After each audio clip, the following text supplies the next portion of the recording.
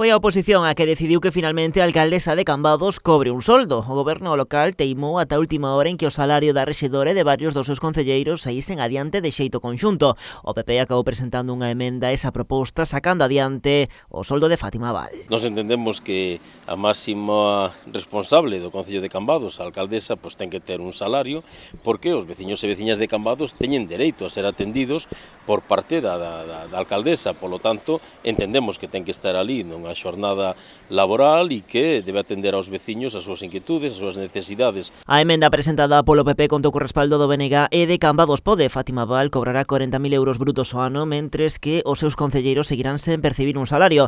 Os propios socialistas e os seus socios de Somos Cambados votaron en contra. Evidentemente é unha proposta coa que non estou en ningún xeito de acordo.